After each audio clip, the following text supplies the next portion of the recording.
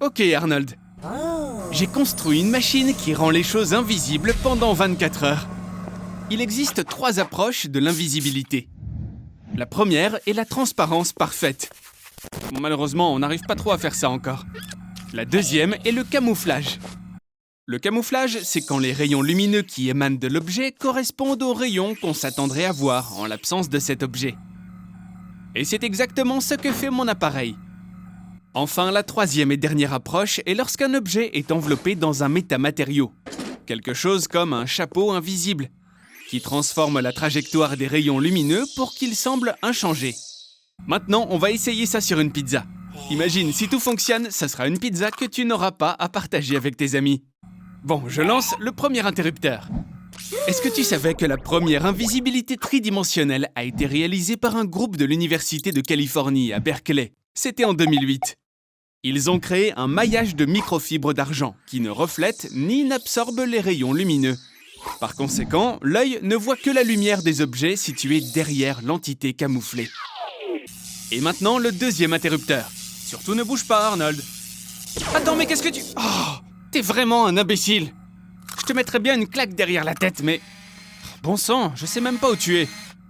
Mets ce chapeau pour que je puisse te voir. Ok, donc, maintenant, tu as 24 heures. Qu'est-ce que tu vas faire? C'est ça, qui aurait pu douter que c'est là que tu irais en premier? Si ma machine fonctionnait selon le principe de l'invisibilité, tu deviendrais complètement aveugle. Parce que l'indice de réfraction des corps qui sont devenus invisibles deviendrait égal à l'indice de réfraction de l'air. Et les lentilles de tes yeux perdraient la capacité de réfracter les rayons lumineux et de les concentrer sur la rétine. La rétine elle-même ne serait pas en mesure non plus d'absorber la lumière visible avec ses bâtonnets et ses cônes, en raison de l'invisibilité de son corps. Mais est-ce que je peux constater, ta vue semble être plutôt bonne, non? Espèce d'ignare baveux. Bon, maintenant que la salle est fermée, on pourrait pas faire autre chose? Il te reste 18 heures. Je veux dire, peut-être quelque chose d'un peu plus important. Espèce de crétin à la petite tête. Et après tout, tu pourrais révéler de terribles secrets, réaliser des exploits incroyables. Tu pourrais même te frayer un chemin dans la fameuse zone 51. Bon, t'es pas dans la bonne région pour ça, mais peut-être que t'as d'autres idées? Tu penses quand même pas à aller voler ce truc? C'est une idée terrible, Arnold. Dans tous les cas, il te faut un plan. Bien sûr, grâce à l'invisibilité, tu pourras rester plus longtemps après la fermeture. Mais à ce moment-là, tu devras aussi contourner les gardes. Et tout autour du diamant, il y aura aussi des lasers. Et est-ce que tu sauras vraiment faire un triple saut périlleux, voler le diamant et quitter le musée dans la voiture qui apportera de nouvelles antiquités pour la prochaine exposition, exactement à 2 heures du matin? Et même si c'est le cas, c'est vraiment une très mauvaise idée. Le musée ferme exactement dans 1 heure. Va te cacher et attends. Et enlève ton chapeau! Quelle tête de mouton! Prépare-toi, Arnold. L'essentiel, évidemment, c'est de ne pas se faire prendre par le garde. Arnold, c'est maintenant, vas-y! Oh, c'est pas possible. Tout ce que t'avais à faire, c'était un triple saut périlleux. Et t'as encore tout raté. Oh! Bon, maintenant, tu dois courir pour sauver ta vie, Arnold! La sortie est proche, c'est juste derrière. Allez, Arnold, vas-y, tu peux le faire! Oh mince, on dirait que le diamant que tu as volé est en fait une copie en verre. Et je dois dire que c'est une tournure plutôt malchanceuse des événements. Même si, pour être honnête, il est quand même assez logique que l'original soit conservé dans un coffre. Maintenant, on dirait bien que tu n'auras jamais l'amour de la belle Tagaï. Malheureusement, tu vas bientôt redevenir visible. Ça va se passer dans à peu près 1 heure. Alors, bonne chance pour t'échapper. Arnold, quelque chose d'inattendu est arrivé. Vous vous souvenez du film Le Double du Diable? Celui où un garçon riche transforme de force une autre personne en son double. Puis il envoie le clone à sa place à des réunions dangereuses et d'autres choses comme ça. Alors ouais, nous avons besoin de vous pour aider une de mes connaissances. Vous allez remplacer Kim Jong-un pour une journée. Pouvez-vous imaginer gouverner un pays de 25 millions d'habitants qui vous obéissent, vous adorent, vous flattent et seulement vous? Mais pour être franc, ils n'ont pas le choix. Beaucoup de choses que la plupart des gens voient comme normales, ici, elles ne sont pas permises que pour vous là-bas. Par exemple, porter des vêtements des meilleurs designers européens ou manger du Nutella.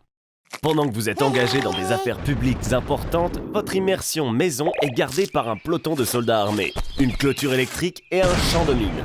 Même une explosion nucléaire sera repoussée par ces murs recouverts de barres de plomb. Maintenant, préparez-vous, votre train blindé personnel commence son voyage directement de cette maison. Sa vitesse ne dépasse pas 60 km/h en raison du poids énorme des voitures qui sont renforcées de plaques blindées. Juste pour aujourd'hui, tout cela est en votre possession. Comme vous pouvez le constater, les récoltes de cette année ont été tout à fait désastreuses et 10 millions de personnes risquent de mourir de faim. Bien sûr, mais il reste encore 15 millions de personnes. Si c'est pour la sécurité de l'État, seul le président peut utiliser les toilettes mobiles.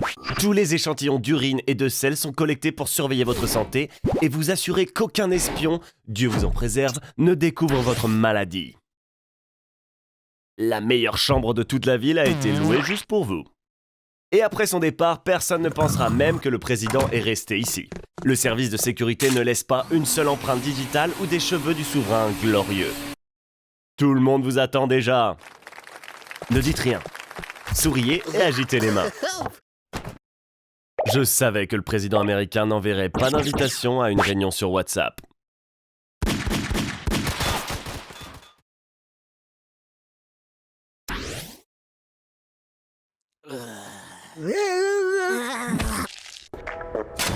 Arnold, j'ai de mauvaises nouvelles. Tous les gouvernements du monde entier ont été renversés. Et maintenant, ils sont tous dirigés par des dictateurs. Oui, d'un côté, c'est bien parce que personne ne quittera plus jamais son pays. Et tout le monde travaillera pour le bien-être de son pays et son rang dans le monde. Mais d'un autre côté, sous ces régimes, la plupart des gens ne vivront pas dans des maisons ou des complexes résidentiels, mais dans des prisons.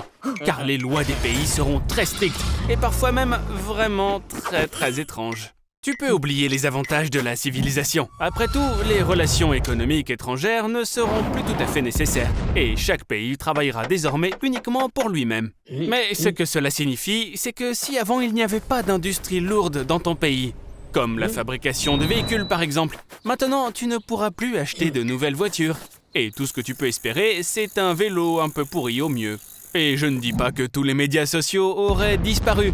Seulement, maintenant, tu ne pourrais avoir que des conversations privées avec tes amis que quelque part au fond des bois. Et avec la radio montée très fort.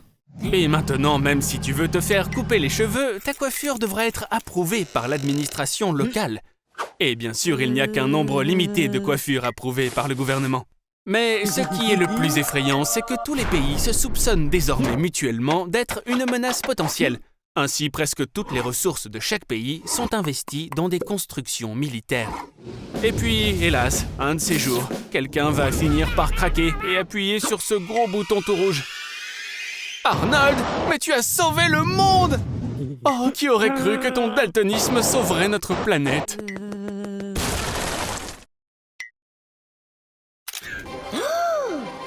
Et il s'est encore mis dans le pétrin. Arnold, ne sois pas si bête. Tu as un président milliardaire juste devant toi. Tu peux lui demander n'importe quoi. Et au fait, qu'avez-vous demandé? C'est dommage que cette fois-ci ce soit Trump qui se moque de toi, et pas moi. Parce que maintenant tu vas le remplacer pendant toute une journée.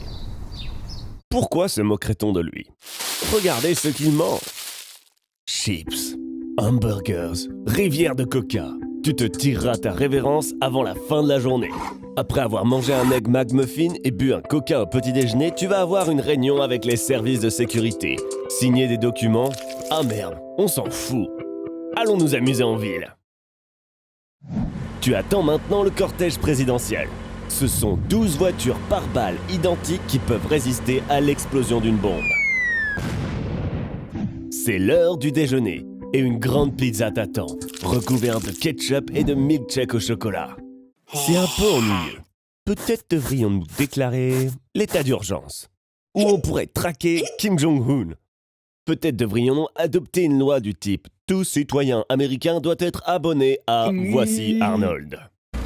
La douceur du foyer. Pour le dîner, nous avons des cuisses de poulet de chez KFC et encore du coca. Quelque chose me dit que Trump mange de cette façon juste pour l'image, mais en réalité...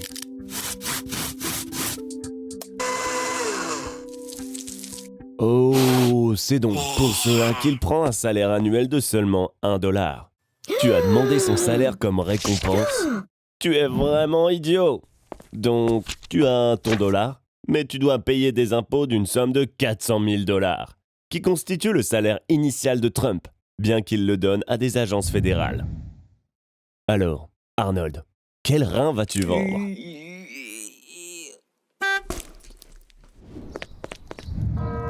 Oh, ça donne vraiment la chair de poule ici. Hé, qui a éteint la lumière? Arnold, tu ferais mieux de ne rien toucher, hein? Qu'est-ce qui se passe? Arnold, cours! Oh, bon Dieu! Regarde, on dirait qu'on est maintenant rendu au XIIIe siècle.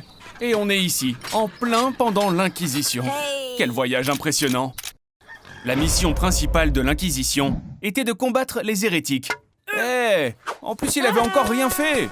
Oh, ça y est, je crois que j'ai compris. Ils ont certainement dû prendre ton téléphone pour une sorte d'arme de magie noire.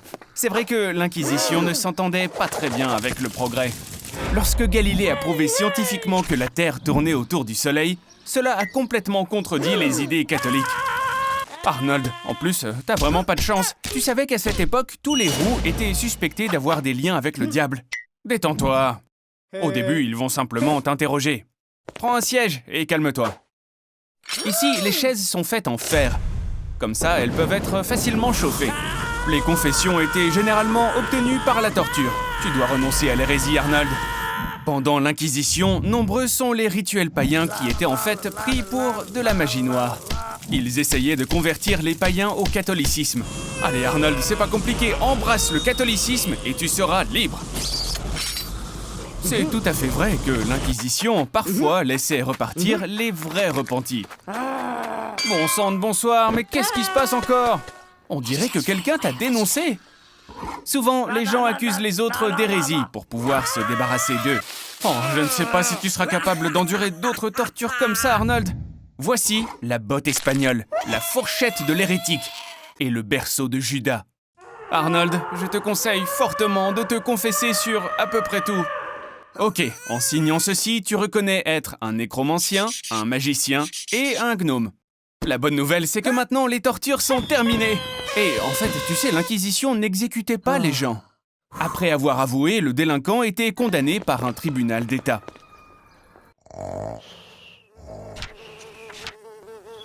Calme-toi, Arnie, personne ne va venir te brûler. Selon la loi, ils te couperont juste la tête.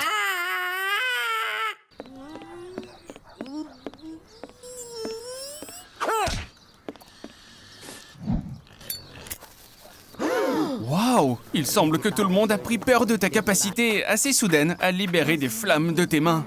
On dirait de la magie puissante. Qu'est-ce que c'est? Une application de rencontre? C'est malin. Ta tête s'adapte parfaitement à ce corps musclé.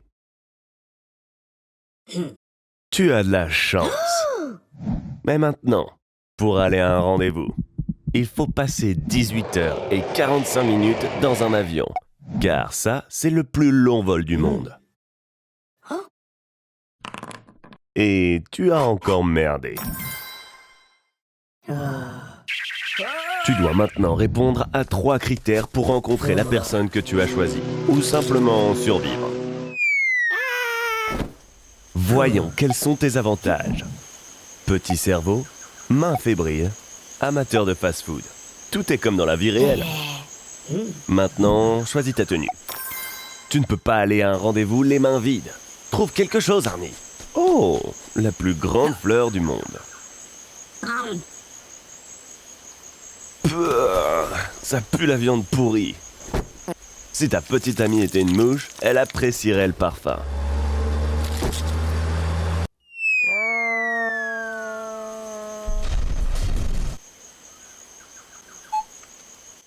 Ces mignonnes créatures veulent simplement te donner la malaria, l'anthrax ou la diarrhée. Rien de fou. Quoi? Elles l'ont déjà fait? Il n'y a pas beaucoup de toilettes publiques dans la jungle. Mais à la place, tu peux le faire comme nos ancêtres le faisaient. C'est un charognard, Arnie. Il ramasse tout ce qui pue. Il serait préférable pour toi que tu te laves le matin. Monte sur les lianes.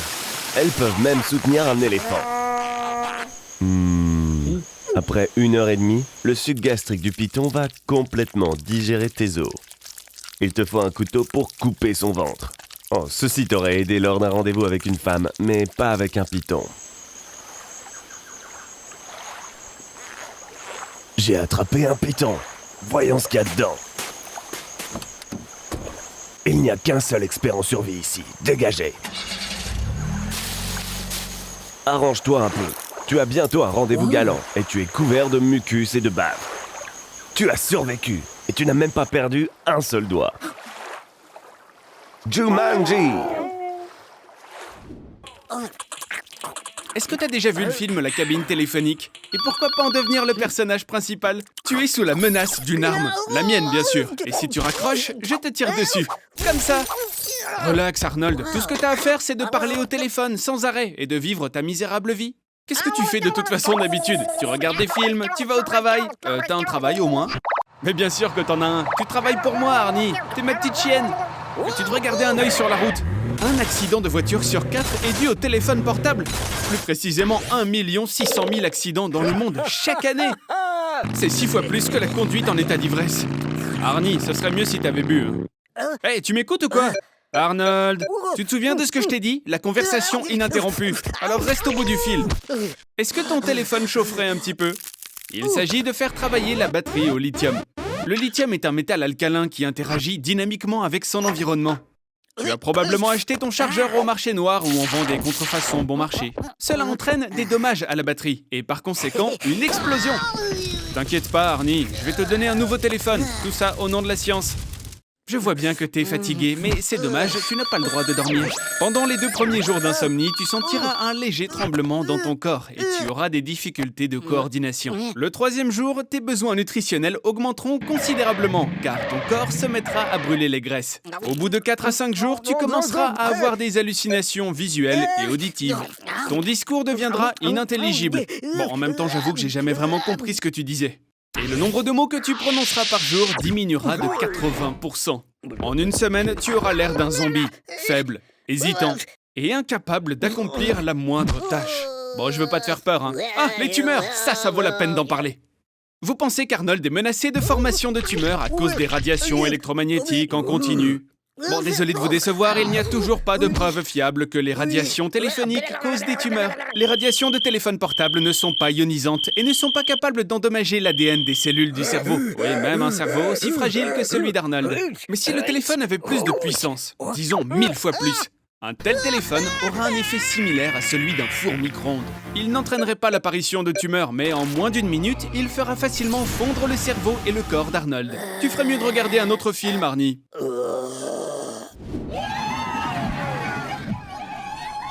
T'as décidé de traîner dans un parc d'attractions, hein? Oh, on dirait que ce burrito n'était pas pour toi. Vite, trouve quelque chose à boire. Arnold, attends. Personne ne sait ce qu'il peut y avoir dans ce genre de magasin de magie. Bien, puisque tu as réussi à résoudre ton petit problème de nourriture mexicaine, allons nous amuser un peu. Quelle file d'attente énorme. On dirait bien que tu vas devoir attendre un peu. Ou bien... Arnold, ça n'est pas une bonne chose à faire. J'ai le sentiment que cette petite mamie mignonne a besoin de ton aide. Arnold, attention! Tu sais, Arnold, j'ai quand même décidé de venir à la morgue pour te dire mes derniers adieux et... Mon Dieu, mais tu es vivant! Non, tu as été ressuscité! Il semble que l'élixir que tu as bu ait fonctionné. Tu es maintenant immortel. Toutes mes félicitations, Arnold! Tu vas maintenant devenir l'organisme qui vit le plus longtemps sur Terre. Ton corps peut à présent se régénérer. Et le terme « sénescence cellulaire » n'est plus seulement qu'une blague pour toi. Bon, comment est-ce que tu vas utiliser ton immortalité? J'ai compris, tu vas traverser au feu rouge. Tripoter des filles au hasard. Ah, et tu vas aussi gagner le concours de sosie de Kenny McCormick. C'est vraiment ridicule. Tu as devant toi un nombre infini d'années. Et tu les gâches avec ça. Arnold, après tout, tu pourrais étudier tout ce qui existe dans le monde. Apprendre n'importe quel art martial. Et même tenter d'aller explorer et coloniser de nouvelles galaxies. Arnold, qu'est-ce que tu dirais d'arrêter un peu de perdre ton temps? Ok, alors peut-être que pendant 200 ans, tu vas faire du binge-watching et regarder toutes les séries qui existent sur Netflix. Je vois que tu t'ennuies un peu quand même. Et puis, ta maison a commencé à se dégrader sérieusement. Et tu es encore jeune. Il faut bien être conscient que l'un des inconvénients de l'immortalité, c'est que tu dois survivre à tous tes proches. De plus, le monde qui t'entoure évolue plutôt rapidement. Alors que toi, tu seras à la traîne du progrès. Et tu vas finir par te sentir superflu dans cette société. Tout ce qui te paraissait important pour toi autrefois va disparaître progressivement. Avec le temps, tout va cesser de te plaire et de te surprendre. Et la raison est très simple, parce que tu auras déjà tout vu. Tu vas devenir profondément déprimé. Désolé mon ami, mais ça ne sert à rien. Arrête Arnold, tu sais que tu es immortel. Arnold, allons voir un spectacle. Arnold? Oh, ok. Bon, je te laisse tranquille. Tu sais Arnie, il y a un docteur appelé James Amblin qui a montré qu'il est possible de ne pas se laver pendant plus de 5 ans. Allez, faisons un défi. La surface de notre peau abrite un nombre énorme de bactéries. Ensemble, elles forment ce qu'on appelle le microbiome. Il a été démontré que si tu n'utilises plus de savon ou de produits assimilés pendant une période prolongée, l'équilibre de ton microbiome se stabilisera naturellement. Cependant, si tu ne te laves pas pendant ne serait-ce que 3 jours, tu vas commencer à avoir des démangeaisons. Ne t'inquiète pas. Allez, va prendre l'air. Bon, clairement, après quelques jours passés sans prendre une seule douche, tu commences à sentir vraiment, mais vraiment mauvais. Effectivement, ça n'est pas une si mauvaise idée d'acheter quelques bouteilles de déodorant. La tendance mondiale à utiliser des parfums pour masquer l'odeur du corps est apparue pour la première fois dans l'Europe médiévale. À cette époque, les gens n'avaient l'habitude de prendre un bain que 2 fois dans leur vie en moyenne, à la naissance et à la mort. Alors oui, maintenant la mauvaise odeur a disparu, mais l'utilisation fréquente de déodorants peut provoquer des allergies et des problèmes respiratoires. Et les sels d'aluminium qu'ils contiennent peuvent même entraîner la croissance de cellules cancéreuses. Même à notre époque, dans notre monde moderne, il existe encore des gens qui se lavent très rarement. En plus des sans-abri, il y a aussi les habitants du Grand Nord, les Esquimaux et les Tchouktchis. Eh, dis-moi, tu te sentirais pas un peu comme une poubelle là, Arnold ? Avoir l'habitude de ne pas se laver peut te conduire à une perte d'estime de soi. Les enfants à côté de chez toi pourraient bien faire des graffitis sur les murs de ta maison pour te taquiner sur ta puanteur. Eh, tu vas où, Arnold ? Oh, bon, j'espère que tu ne vas rien faire de stupide. Arnold! Oh, te voilà! Alors t'as décidé d'emménager avec les Tchouktchis? Félicitations! Tu fais maintenant partie d'un club qui n'aime pas les douches. Et ton microbiome a atteint son point d'équilibre. Ta peau est devenue douce, fraîche. Et regarde, ton acné a même complètement disparu. Mais attends, c'est quoi ça? On dirait qu'aujourd'hui est un jour spécial pour les Tchouktchis. Ils célèbrent une fête avec un bain rituel. D'abord, ils enfilent tous les vêtements qu'ils ont en leur possession. Puis, ils essaient de transpirer le plus possible. Ensuite, ils se grattent mutuellement la peau avec des grattoirs faits d'os. Et après tout ça, ils s'enduisent de graisse avec de la graisse de phoque. Arnold, tu es à présent sur le point d'être baigné dans les meilleures traditions du Grand Nord. Et tu ne peux certainement pas courir très très loin. Ils te retrouveront grâce à ton odeur.